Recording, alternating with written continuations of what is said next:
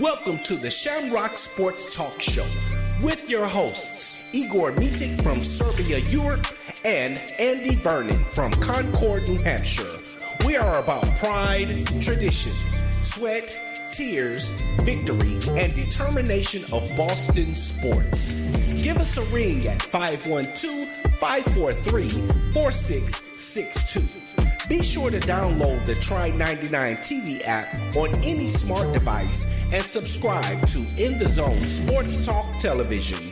The cost is $4.95. Thank you in advance for your support. Now, let's get into the Shamrock Sports Talk Show.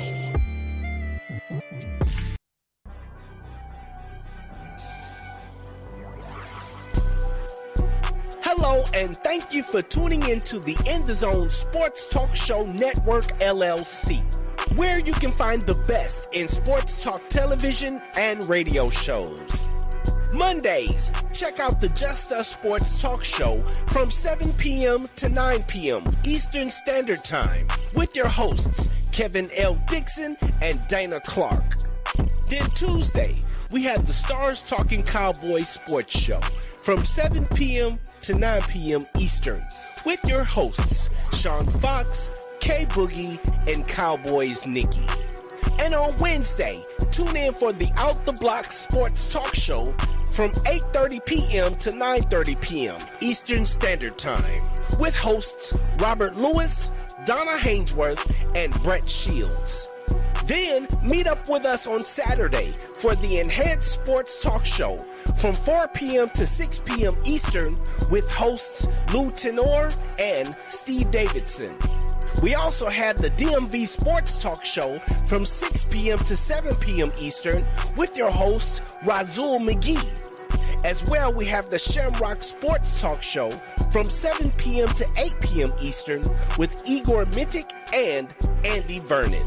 Finally, rounding out the week, we have on Sunday, That's Not How We See It Sports Talk Show from 8 p.m. to 10 p.m. Eastern with your host, Alfred Wallace, Tony Wallace, and Harold Robinson III. These shows come to you by way of the In the Zone Sports Talk Show Network, LLC. Be sure to download the Try 99 TV app on any smart device and subscribe to In the Zone Sports Talk Television. The cost is $4.95. Thank you in advance for your support.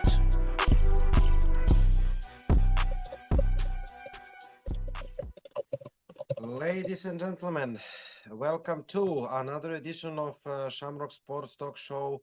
I am Igor Mitic, your co-host of the Shamrock Sports Talk Show, episode number 27. Andy Vernon, my partner, is here by voice. Hello, Andy. How are you tonight? Oh, I'm doing okay, Igor. Thanks for joining us. It is better to watch the slides than me. I have a lot of slides, and just to say that this show is coming by And the Zone Sports Talk Show. Find us at Twitter, Shamrock Sports Talk Show, And the Zone Sports Talk Radio Facebook page, Igor Mitic, my profile, Andy Vernon, his profile, and also you can watch our shows at Kevin Dixon's And the Zone Sports Talk Radio YouTube show, and also Try 99 app. You can subscribe. $4.99 per month or $40 per year to listen to And the Zone Sports Talk radio shows. Not only us, but Kevin Dixon and Dana Clark and all the other shows that you heard about. The title of the show is The Miami Heat eliminated Boston Celtics from the playoffs by defeating them in game number 7 of the Eastern Conference Finals in the city of Boston, TD Garden, 103-84 in one blowout win. And surprise, because the Celtics were the favorites, and so I expected the Celtics to win, but obviously I was wrong. I expected the postseason to come a couple of weeks later, but it is what it is. more so ever in the potential finals, Andy, that we're going to talk about in the next show, more about the Denver Nuggets. I thought that I uploaded the slide, but maybe I didn't. The Denver Nuggets are leading 1-0. Yeah, so the game number 2 of potential NBA Finals is scheduled for tomorrow, Sunday, if I'm correct, 8 p.m. Eastern in Denver. So, I mean, what are your first impressions? A lot of questions coming after this loss, Andy. We heard uh, flood of stupid and idiotic analysis, I would say, irrational curses of this team. Uh, I mean, swearing and cursing of poor John Mazzulla, who is, after all, becoming sympathetic to me. Even Danny Ainge is defending John Mazzulla. He said that it is obvious that Joe Mazzulla is better coach than Time Udoka. So interesting words from our ex-general manager. I mean, Jalen Brown trade proposals are there. Somebody, Kevin O'Connor, if I'm correct, proposed a trade for Damian Lillard. People are calling out the bench. People are calling out Brad Stevens. But Brad Stevens, on the other hand, in his press conference, he said that Brad, Jalen Brown, we want Jalen Brown to stay. And of course, Joe Mazzulla, he stood by Joe Mazzulla. He supported Joe Mazzulla. But we heard interesting analysis about Joe Mazzulla. And I would say, Andy, that the dirt came out to the surface, making life not so easier to the Boston Celtics general manager, ownership group, and the fans. What are your impressions? Not so pleasant times to be the Celtics fans, isn't it? I don't know about that. I think so. I think there's a lot of overreaction, and you know, Mm-hmm. after losing to the Heat, I think there's a certain knee jerk reaction that happens because Boston was so close to making history and progressing to the finals, and they really fell flat. And I think that's the most frustrating thing is how they lost, not so much that they lost, because I think if you go back to the start of the season, um, after Udoka was fired and they had to appoint Joe Mazzulla at the last second, I think that most people would have been surprised or would have been pleasant, happy if the Celtics made it to Game 7 of the conference finals. Um, it's very hard to change out a head coach at the last minute and still be a legitimate contender, and Boston was able to do that. In terms of Joe Mazzulla, I think there's a few things that a lot of fans are missing. The first thing is he's a very different coach from Ime Udoka. Like the article we were looking at earlier, he's more of an offensive than defensive coach, whereas Udoka was more of a defensive versus offensive coach. So that means there was definitely sort of a change in team philosophy in the season. And that's going to affect how well the team could perform, especially when they didn't really have a full off season to get to know each other and get um, kind of all on the same page. I think that showed up several times throughout the season. It's And the other thing that I think a lot of people don't realize is the Celtics lost their two most experienced assistants in the course of this year. The first, Will Hardy, obviously went to coach the Utah Jazz. And then the other one was Damon Stoudemire went to coach Georgia Tech one about a is month before the playoffs started. And when you Damon think about that, Stoudemire. Damon what's that? Stoudemire, right? The Yeah, second one is Damon Mighty Mouse, Damon Stoudemire. yeah, that's still what I was saying. He went to coach Georgia Tech, and that was right before the playoffs. And according to all the reports, he was Mazzulla's top assistant. So you're talking about a brand new head coach who loses his top assistant right before the playoffs, so he doesn't really have time to appoint a successor, and that's really, that's really problematic. And I think it's actually impressive that Mazzulla made it as far as he did.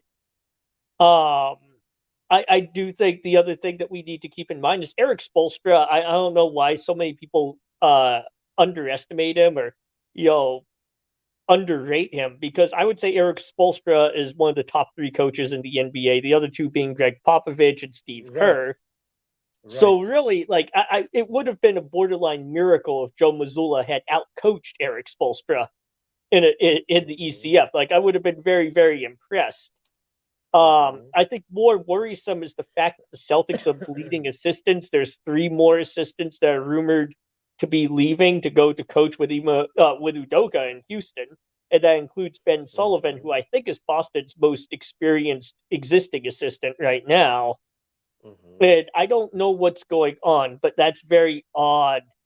It's very troubling that at the end of the year, we're losing so many of our assistant coaches to go coach for the guy that the Celtics fired. And I think that's something that fans need to discuss. Why did we fire Ime Udoka? We've heard the Celtics side of the story, but there's obviously a lot more going on because the players have sounded upset with it. The assistant coaches are voting with their feet, not just leaving Boston, but going to coach with Udoka. So there's clearly a lot more to this story than the Boston Celtics franchise is letting us know. And they've only told us a very one-sided portion. And I think if fans really want to blame something, they need to blame that decision at the start of the season that got rid of a guy who had taken us to the finals for some very obscure and kind of inexplicable reasons. Like, I'm not condoning what Udoka did, but like I said at the time, it's not like that's uncommon in professional sports either. What is uncommon is firing the head coach and the way that Boston went about it. That's what's very abnormal. And so there's definitely a lot more to that story. And to this day, we still haven't heard of any disciplinary action taken against that female staffer, even though it was supposedly consensual, which means they would both have equally been involved and therefore equally guilty. So once again, like, I think if fans want to point their finger at where the season went wrong, that's really where we need to point the finger, because there's obviously something about that whole situation that alienated a lot of assistant coaches and irritated a lot of the players as well.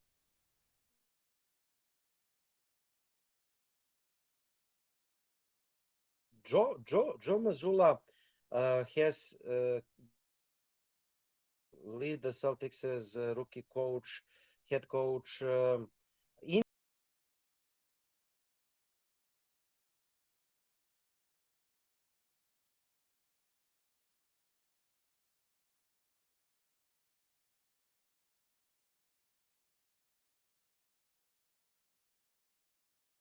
Mazzulla's fault. My opinion that it's not the coach, it's the players. Because I'm not saying that they are not capable of winning the finals.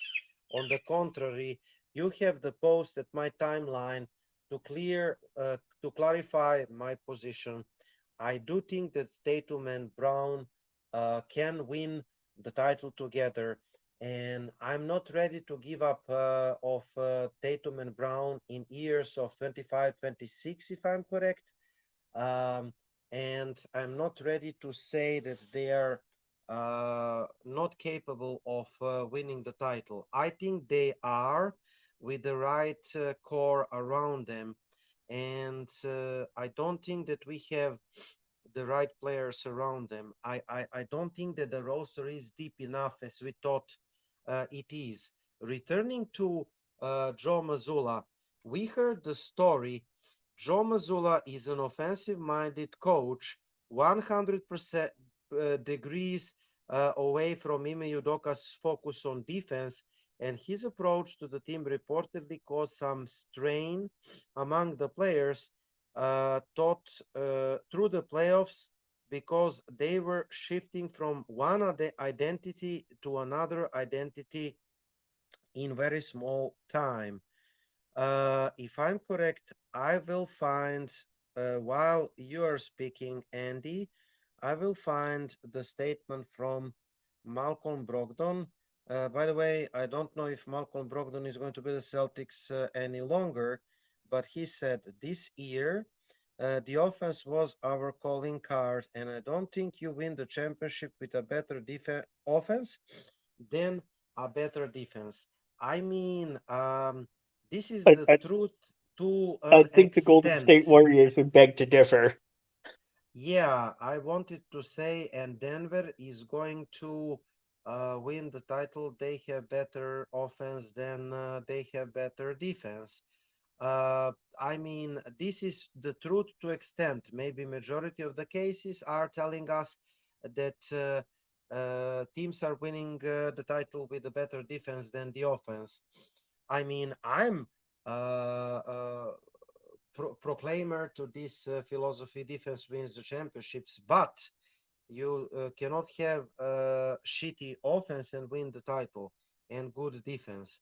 The only exception maybe are the Detroit Pistons, bad boys in 80s, and the Detroit Pistons 2004. But in other cases, you must have top five defense and offense. One is better than the other category, but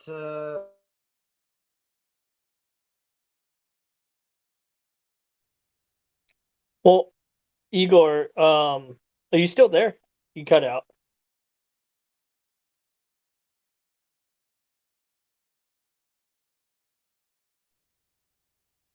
I'm not sure if you're still there, Igor. If I'm talking over you, I apologize. defense was their calling card.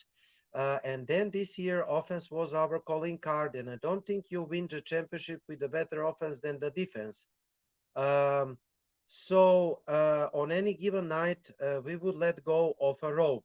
Malcolm Brogdon on Celtics not being able to find their defensive identity. The 2022nd 23rd Celtics placed um, a heavy emphasis on the 3 point shoot under new head coach Joe Mazzulla, and it led them to the NBA's second best record with second best offensive ratings, historical offense at the beginning, but the defense, which boasted an NBA best 106.2 defensive rating under Udoka, became 110.6 defensive rating, still good for second best in the NBA in the regular season, but in Brogdon's eyes, not good enough to get the Boston over the hump.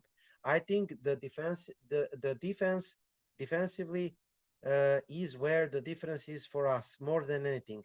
While the Celtics' potent offense masked their defensive lapses during the regular season, that formula proved unsustainable against the Heat.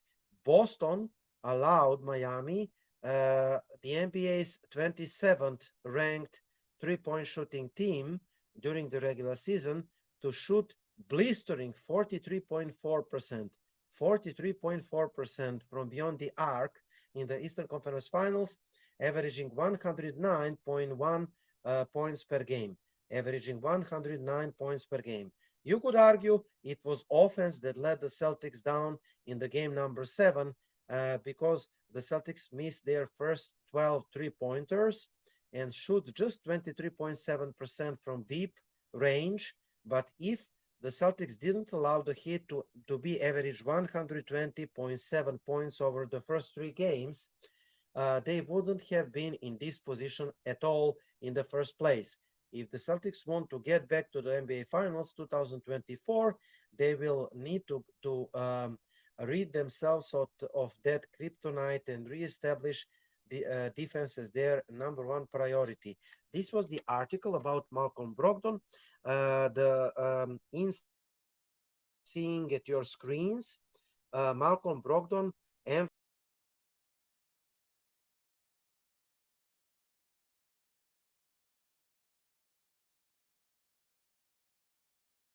Igor, you cut out again, I think.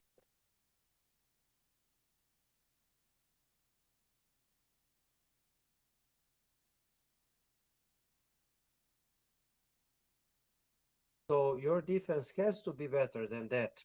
And the offense needs to be better as well because Hey, Igor, you're cutting out a little bit. okay, I mean, I said you need to have better, better. You need to have uh,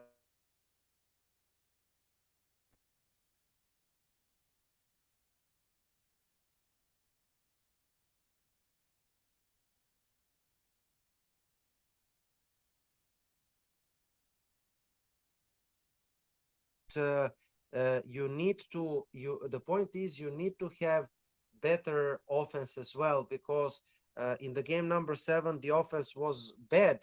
Andy, right? Yeah, so and here's the thing. Like, I like Malcolm Brogdon a lot, but he's wrong. Plain and simple, he's wrong. Like the Golden State Warriors almost always have a better offensive rating than defensive rating. Yeah, I think in every year they've won the title. I'm not 100% sure on that, but I'm pretty sure every year they've won the title, they have a better offensive rating, the defensive rating. The 2019 Toronto Raptors had, I think, a 113, yeah, 113 offensive rating and a 107 defensive rating. So they were a better offensive defensive team. I mean, Mm-hmm. the average points per game in the NBA, right? The average number of points scored by a team in an NBA game this year was 114. And the Celtics, they held the Heat to 103 points. So we held them to under the average score of an NBA team, right? The Mm-hmm. problem is when you score 84 points in the modern NBA, you're going to lose that game about 90% of the time. Mm-hmm. Like the modern NBA is very offensive oriented. Now, I'm not saying you could discount Mm-hmm. defense. What I see with most championship teams is they're usually ranked like in the top 5 offense and top 10 defense.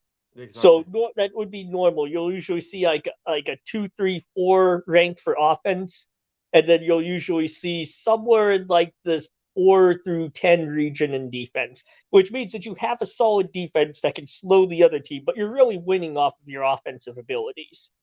Mm-hmm. Um, so I think that's something that needs to be kept in mind. And I think the other thing that needs to be kept in mind is when you score 84 points, you can have the most elite lockdown defense in the NBA, and you're still going to lose because of the fact that you scored 84 points. And that to me is the issue with Boston. The offense, like I understand Jason Tatum was obviously injured on that first play. Mm-hmm. I think that was very, very obvious. And the problem is when he got injured, it was like the team just got completely lost and nobody stepped up. But listen, Andy, we have another player who is second All NBA defensive team and All star and the star in this league. Like it or not, this is Jalen Brown, and Jalen Brown should have took over.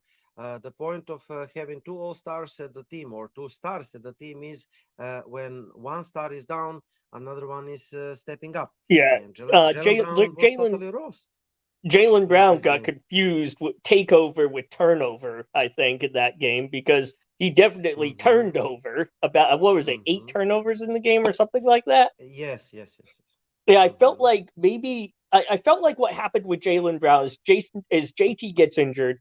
Jalen Brown realizes that he needs to step up and carry the team, and he just tries way too hard and tries to do way too much, and it turned into a disaster. You know what I mean?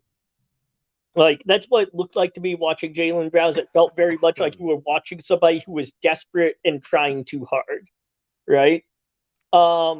I think Mm-hmm. that the problem for me is there's no third star there. Like you needed to have that number 3 guy. Like with the Warriors, it was KD, Clay, Steph. If one's injured, one's having a bad night, you have the third one, right?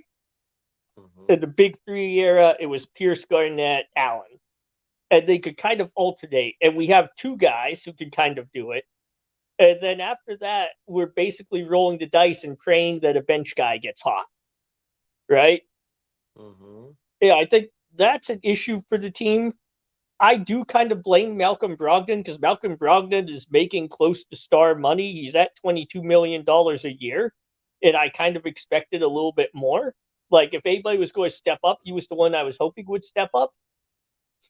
I'm disappointed with Jaylen Brown, but I'm not on the whole trade Jaylen Brown just to trade him. I definitely do not want to trade Jaylen Brown for Damian Lillard. Like, let's just not even go there. I've told you already. There's probably a handful of people that I would trade Jaylen Brown for. One of them is Luka Doncic, because that's the caliber of player. That's the level of player we're looking at that we could trade Jaylen Brown and become better, right? Outside of that, I mean, Jaylen Brown's an incredibly good player. I don't see a whole lot of guys who trade for the NBA who are going to make us better than we are right now with Brown. I think that once again, I think the issue with Malcolm Brogdon's statement is that defense wasn't really Boston's issue in Game 7. It was really the fact that we had no offense, and this is the thing that kind of does confuse me, is Mazzulla is supposedly an offensive minded coach, and yet somehow his game plan could only produce 84 points. And the Heat have been good on defense in the playoffs, but let's face it, they're not what we would call an elite lockdown defense across the course of the season. Like, they're beatable. So I guess that was something that kind of is just very confusing to me, kind of mystifying, and it just goes towards the overall disappointment. It felt like the whole team. It really felt like Game 7 was like the whole team just falling flat and being unprepared.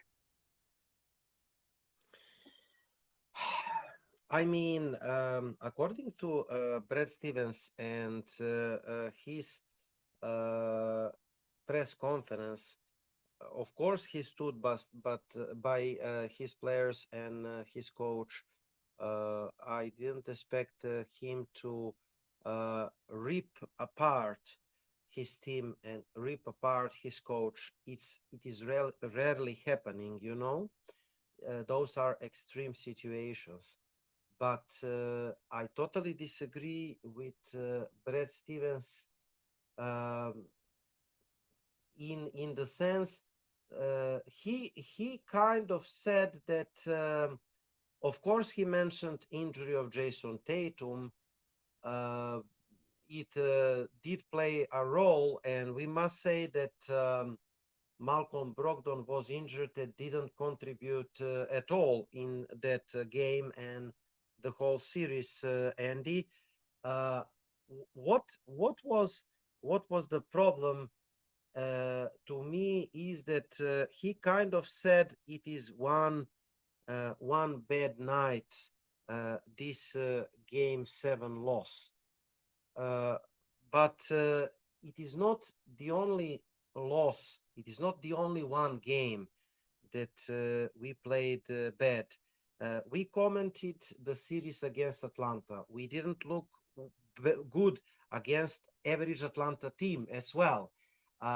We lost 2 games. Okay, you could say we were warming up, we were saving energy, we were coasting against Atlanta, whatever. Against the Sixers, the series in which we should have won in maximum 6 games, we won in 7. So we didn't play well through the whole playoffs. The first 3 games, we looked like an 8-seeded team. And Miami, surprisingly for me, looked like the first seeded team in the Eastern Conference. Not underrating Miami. Again, I will talk a little later if we have time about Miami, but Miami is not the subject of this conversation right now. So we didn't played the whole playoff well. We played well the first part of the season when we were the best team in the NBA. Then, starting from the new year, we started to fall apart. There are some losses that told me during the season that this team is not the team that is going to win the title, or that something is not right. Unexplicable losses to the crappy teams like Oklahoma City Thunder and those kind of I don't care performances from the Celtics team told me that something is not wrong. We heard a lot from the players what was wrong, and I got impression that the majority problem was thanks to Ime Udoka leaving, as you said, that they were disconnected. They were not at the same page with coaching staff, and what's more, the players and the coaching staff was not at the same page with the ownership group. Woj said after the game 3, if I'm correct, that the Celtics players didn't forgive, led by Jaylen Brown. They didn't forgive the management firing Ime Udoka. They thought that Ime Udoka is one of them, the good leader, and they didn't agree with firing Ime Udoka. So the main problem is that they are not at the same page with the Celtics management. Vig Grusbeck, the owner, according to Jay King, according to Jared Weiss and Jay King from The Athletic, Wycliffe Grusbeck, after Game 3 loss, with the season on the line following 128-22 game loss to the Heat, Grusbeck came in hot after Grant Williams asked everyone to clear the room so the players could have some space. Grusbeck went off. His message to the effect that he has been building this franchise for over 20 years, and that the players need to play with some balls, left the locker room stunned. So the atmosphere was not good, which is understandable to the extent. But again, what is the plan here? I'm wondering, what is the plan here? So a lot of problems, as we could see. Also, we must comment about Al Horford's sentence that I don't have the exact quote after the game 3, if I'm correct, loss, that the Celtics players has been through extremely hard difficulties throughout the course of the season, so what are those extremely hard consequences? What is this side effects that we don't know were happening during the course of the season, Andy? I'm just wondering, what do you say? Yeah, there's something very wrong with this team. It does feel like it's something involving the team culture. It felt like last year Udoka had kind of solved the culture problem. Like, he seemed to be in touch with the players. The players seemed to be responding to him as the season went on. And then it was this whole weird fiasco with Boston, getting rid of Udoka in probably the most awkward way possible. And then I think they came out strong at the start of the season, and we didn't really see a lot of these issues and here's the thing, because when things are going well, like usually you don't see a lot of these issues start to surface because you're winning and things are going well. There's no reason to kind of dwell on on the bad stuff going on, right? And then when you start to lose and you start to face more adversity, all of a sudden, all of these issues that have been kind of under the surface and pushed down because everybody's winning, all of a sudden, those all kind of come bubbling all back up at the same time.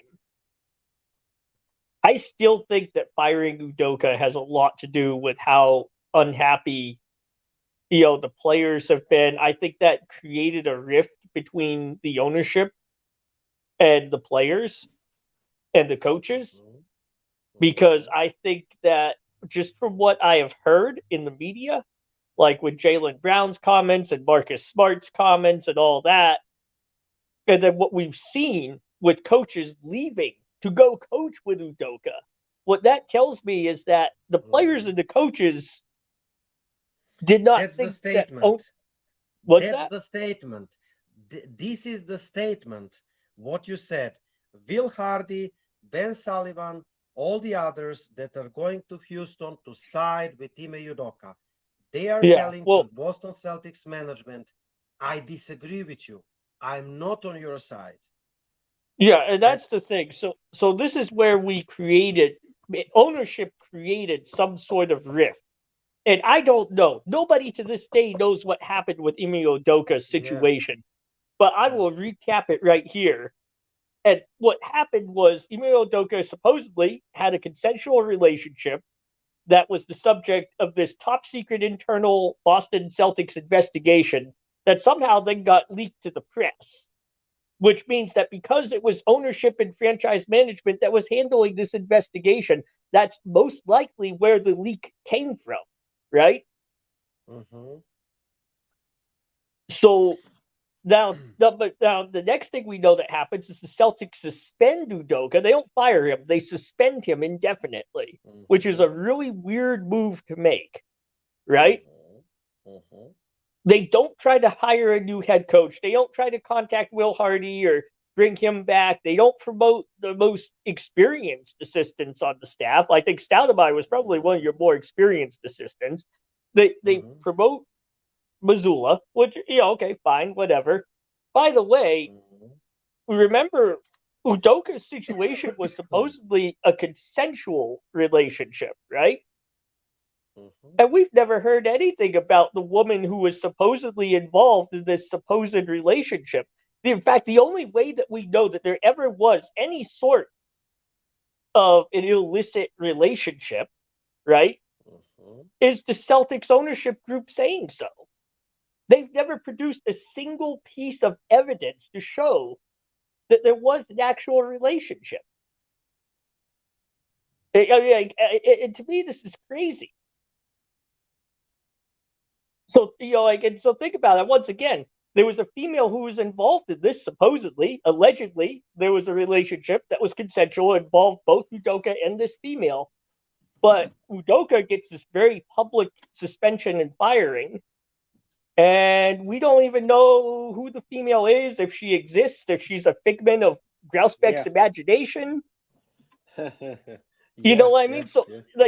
I could understand if I was a player who was, a fan of Udoka and liked my coach, I'd be really pissed off too, because I'd be saying, you're firing the guy, and all you presented me with evidence to fire him is a story that I have to take from you on faith because you won't tell me anything else. It's like you're hiding something, which I think pretty obviously the Celtics ownership is hiding something, right? Right. Now, I'm not saying you need to know all the gory details, but there should be, like a statement like the female involved in the relationship has also been removed from the organization, because that would kind of be parody that, okay, so you've also fired this female who was equally involved in an inappropriate relationship. But like I said, it's this very weird situation. And I think that is really at the core of some of the underlying issues this season, because these guys, I think, had bought into Udoka. I think they liked him. They bought into him. He got through to them. And all of a sudden, management at the last minute, the ownership just kind of rips him away with like what doesn't even qualify as a half-ass explanation. It's like a quarter-ass explanation. And then they slap Mazzulla in. Mazzulla has a completely different, coaching philosophy. So I think I think that is really where we're looking at the start of these problems. And I don't think that White Grousbeck coming in there yelling at the players after Game 3. I mean, I'm sure we were all disappointed after Game 3 of this series, but him coming into that room to yell at the players just feels very out of touch to me.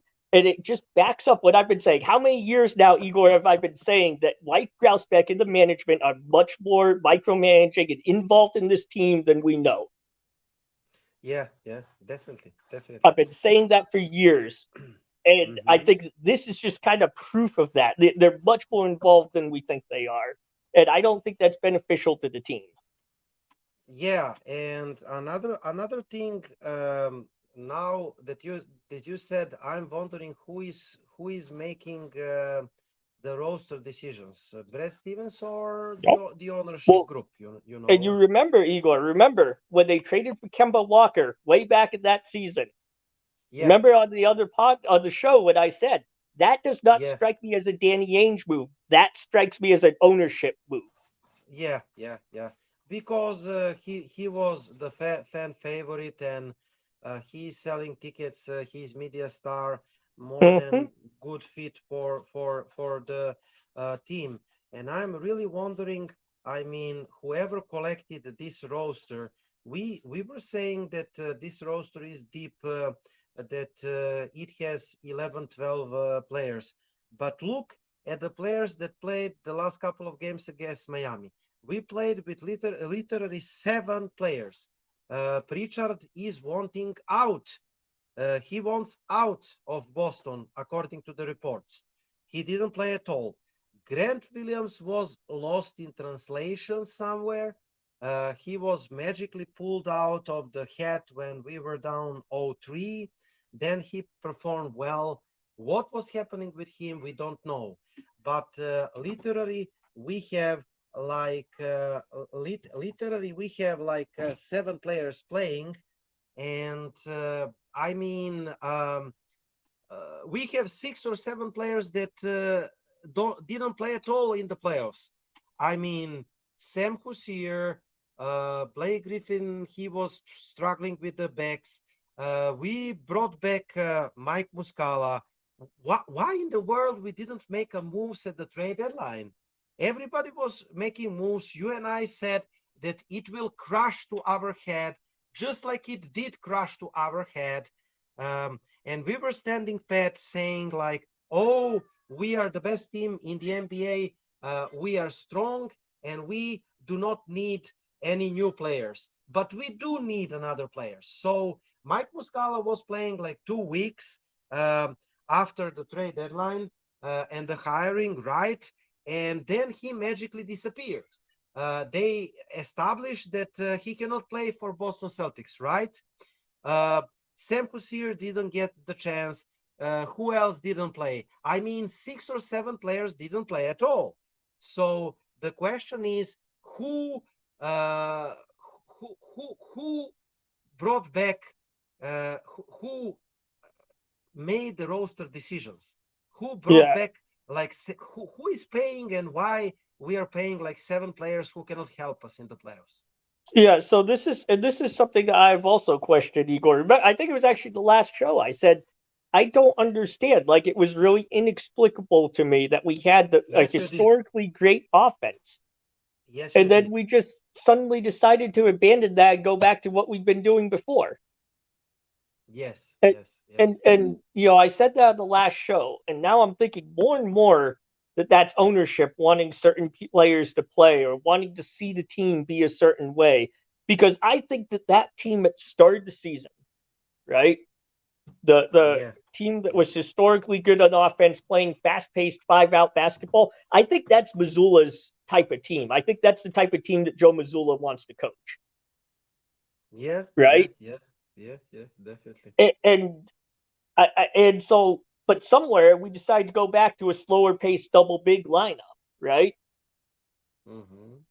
Now that double big lineup has been there for a while. It's been, but that was like a Brad Stevens thing, right?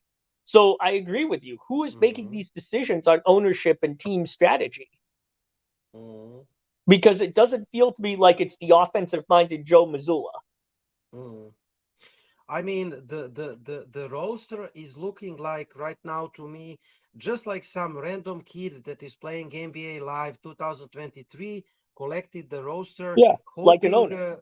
yeah, hoping, hoping that this roster is going to get him the most points according to the NBA 2023 ratings. Not the fit, but according to the players' ratings on the paper.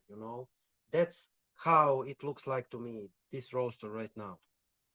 And what is more strange to me is that we are hearing that we are retooling completely the roster.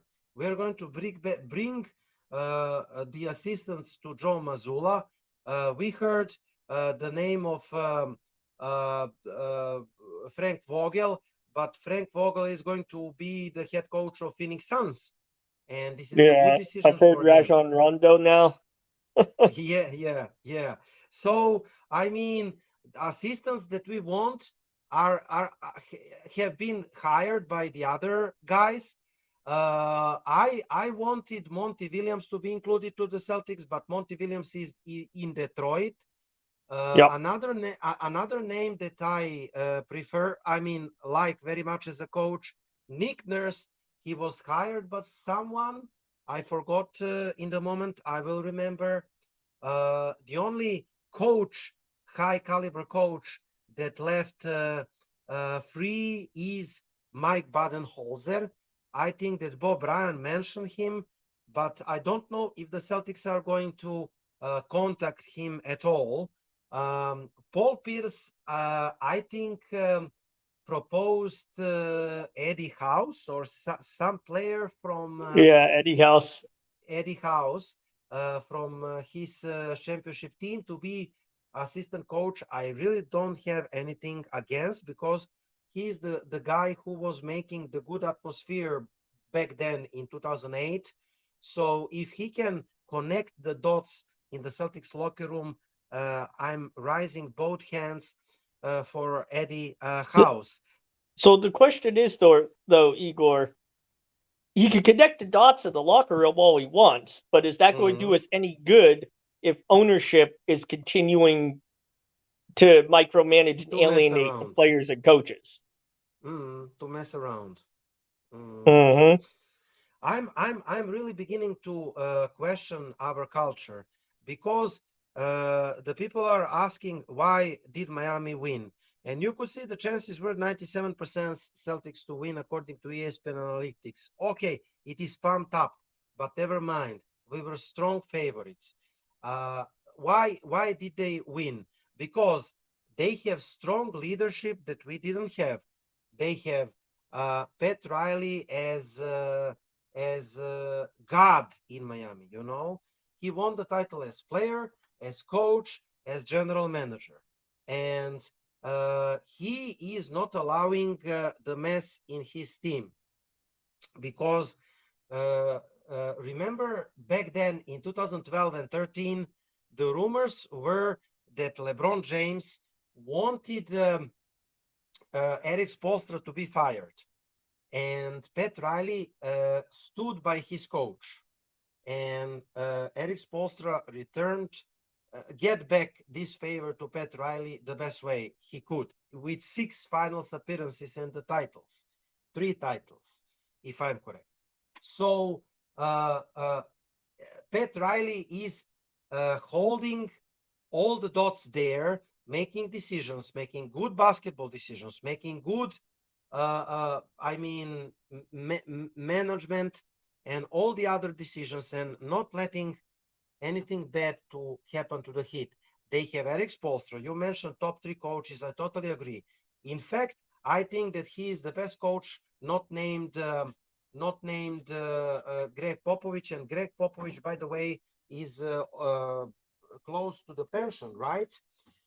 Steve Kerr is another one. I agree. Top 3 coaches in the NBA. So Eric Spoelstra, for some reason, among the Celtics fans, they are considering Eric Spoelstra as some random coach from the street. The Celtics fans think that Alex Spoelstra has been lucky to have LeBron James, and LeBron James gifted him the titles. But this is far away from the truth, and this team Miami Heat and this run is proving the opposite. So Jimmy Butler, they have Jimmy Butler, who is the leader, and I didn't see the team, including LeBron James's teams, that is more connected to their leader, one player that is holding every single dots, every single things in his hands, and the team is listening to his voice. The team is listening to his statements and the lead, and the team is executing. You know, this is amazing. So when you have those kind of leaders and championship culture in Pat Riley and Eric Spoelstra. The results are going to come, and this is what we do not have. And this is why I think that we must hire more championship players as part of organization, like Paul Pierce, like Kevin Garnett, Eddie House, James Posey, Kevin McHale, all the legends that are free, Robert Parrish. Everybody that wants to help must be included to this team, to this franchise. It is not enough. The team, it is not enough. Any random guy to join Boston Celtics. We need more championship pedigree players and assistant coaches and executives to join Boston Celtics. What do you say? I agree. I think we certainly need a head coach that has some championship pedigree. Mm-hmm.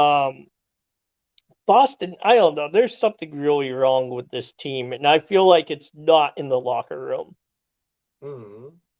But I I do mean, think yeah, yeah, having a coach with championship pedigree would help. I yes. I just don't know. I feel like we're kind of in the place where the Dallas Cowboys are in football, where we could get good teams, we could get decent coaches, we could get good players, and somehow our ownership is just going to be too involved and screw it all up. Mm-hmm. I mean, yeah, good comparison between Dallas Cowboys and us. Uh, my doubts in this core. For example, and this is not shoot towards Marcus Smart. Um, I do not doubt that Tatum and Brown can be part of championship team. And core, and I want them to be part of championship team and core. But in this series, games 1, 2, 3, and 7, they look like Tatum and Brown, like the guys who met right before the game and they were caught by some policemen and forced to play together for the very first time at this game. Like they never played together. And this is amazing to me. Why is this happening? I cannot explain. And outside of the court, we know, according to the reports, that they are friends. But somehow on the court, the chemistry between them is bad, at least in these playoffs. Now, I think it's because they mhm, don't. I don't want to jump on the bandwagon and say they don't complement each other, but mhm, they're not a natural fit together. The way, like, okay, so like LeBron James and yeah, Anthony yeah, Davis, yeah. right? Mhm, Like mhm. you can kind of see where there's some natural, like synergy Guard between those center, two guys. forward center. They can play pick and Yeah. roll, you say, together. Right, right. So the Wow. thing is I think you can play with two superstar wings like Jalen Brown and Jason Tatum. I think that isn't Yes, you the can. problem. I feel like the problem is there's not really a team design that creates synergy Mhm. between them. Like, Right, right, so, right. and I know I've talked about this earlier, but like, I think you put like a floor general, a real floor general in there with them, Mhm, mhm, and mhm, you take away this whole trying to have Tatum and Brown initiate the offense all the time, and you take a mhm, floor like somebody like a Rajon Rondo type, like the way Rondo was with the big three, right? mhm, You mhm, take a guy like mhm, that who can bring the ball up, run the offense, get the ball to them in their spots. No problem at all with those two being your two primary superstars with a supporting floor general, right? But we don't really have mhm, that. And so right now we have Jalen and Jason, who are both superstars, both very talented. We have guys like Al Horford. We have good players around them. Al Horford, Marcus Smart, Derek White. We have these good guys, good players around them. But look at it and you tell me, like, what ties those five guys together on the court? What ties them together into a synergistic team concept? mhm. And I just don't, I can't see it. Like, I don't see what ties that group together as a Yeah. synergistic team. You said one thing that I wanted to point about. Marcus Smart cannot be number 3 at championship team. He's ideally number 4 or 5, and I always throughout his career thought about Smart as ideal number 6 guy of the bench. I know you're going to say, okay, we have Malcolm Brogdon, who is the best the best 6 man of the year, well deserved. But Marcus Smart, for me, ideally 6 man of the bench, or fourth or fifth guy. Floor general, we do not have it. We have floor generals per committee, and this is not good thing. Center line, we don't have time to analyze. Total mess. Horford is aging. Robert Williams, always injured. Grant Williams contributing, but he's not playing for some reasons unknown to us. I mean, what is going on with our roster and center line, we don't know. But the style that we want to play, to finish with this, okay, we want to be the team who is playing like Golden State Warriors, right? High pace, offensive-minded team, a lot of threes. We want to lead in 3 points attempts and 3 points field goal made, right? 3-point percentage in the league, right? But we do not have personnel for this, right? I mean, No, I mean, Jaylen Brown shot what, 34% from beyond, and Jason Tatum yeah. shot 35% from beyond this year, I think. Who is elite shooter there? Al Horford has the strokes Grant out Williams. there. I think Grant Williams is our best 3-point shooter on multiple attempts. Yeah. Sam Hussier, who is not playing, he has good percentages. Al Horford, the third guy. But you need to have better personnel if you want to play this kind of style. And this is returning to us how this roster is assembled. And what is horrifying me, Andy, is that our plan for the next year is to just return majority of the roster, top 8 guys. Maybe Pritchard is going to be out because we have committed 60 millions to the guards. We are going to sell maybe Malcolm Brogdon for some center or forward, and that's it, We're going to retool, get back everybody, get the new assistants to Joe Mazzulla, and hoping that the things will change. Well, I cannot be optimistic about the roster because, you cannot expect the problems to be fixed just like that by the time. I just don't expect the problems to be fixed by themselves, without any actions from the ownership and Brad Stevens. What do you say? Yeah, I agree. Just for the record on the 3-point shooting, Al Horford was the best 3-point shooter we had on our team, 44%, which is really, really good, especially for a big man. Malcolm Brogdon was next at 44% as well. Sam Hozier with 41%. Grant Williams with 39.5%. Mike Muscala with 38. Derek White with 38.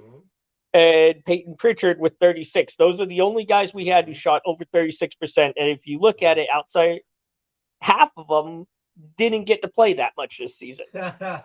So what are we talking about here? This is just like, I will use ugly metaphor. You are running the race with the top. Who is the top athlete in 100 meters racing? I don't know, Moses Kiptanui, whoever, and you are bringing in some random guys that never run the race to race with the quickest man in the world.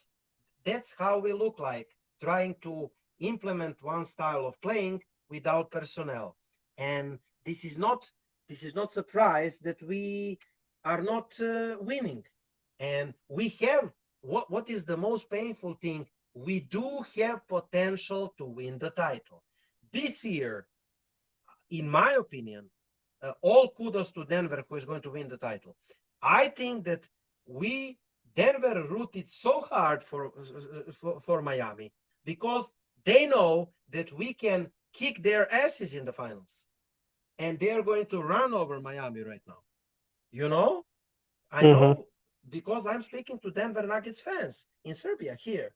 They are saying, like, you, Boston, are the favorites against us. You could kick our asses. You're a crazy team. And we're going to win easily against Miami. So this is the most painful thing. Wasted year, wasted another opportunity to win the title, wasted another prime year of Jaylen Brown and Jason Tatum. Why? Mystery. This is one mystery that we're going to solve another year, I'm afraid. And the off-season begin. The show is over. Andy, thank you. This was really good analysis. We concentrated with my slides and your analysis to analyze deeper story behind the court. We try to concentrate behind the court. In the next episodes, ladies and gentlemen, we are going to talk a little about the finals. Game 2 is Sunday, and we are going to talk about Celtics assistants and the off-season rumors, right, Andy? Yeah, and we'll see if Jaylen Brown actually re-signs with Boston. I think that'll be very interesting to watch. I'm not convinced it's guaranteed. It is not, according to the reports. The Celtics are trying to low budget him, cut the price. Which is a great move with a guy who's already said he's not super happy with Boston's management. That's brilliant. Oh, God. We will see what is going to happen. Andy, thank you so much. Ladies and gentlemen. Thank you, Igor. Thank you, Andy. Personally, I'm going to root for my man, Nikola Jokic, to kick Miami Heat asses and sweep them. Yeah. Always root for the Celtics. We have draft, we have summer league, and a lot of good things are happening. The show is over. We're wishing you good night and go Nuggets. Nuggets tomorrow. Go Denver. Right. go Nikola Jokic. The show is over. Yeah. Welcome to the Shamrock Sports Talk Show with your hosts, Igor Mitic from Serbia, Europe, and Andy Vernon from Concord, New Hampshire. We are about pride, tradition, sweat, tears, victory, and determination of Boston sports. Give us a ring at 512-543-4662. Be sure to download the Try 99 TV app on any smart device and subscribe to In the Zone Sports Talk Television. The cost is $4.95. Thank you in advance for your support. Now, let's get into the Shamrock Sports Talk Show.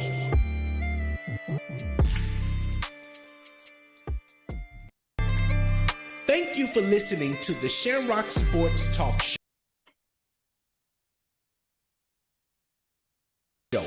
We're here every Saturday from 7 p.m. to 8 p.m. Eastern Standard Time. We are the best four-leaf lucky show in the area. You don't see what I see, because what I see...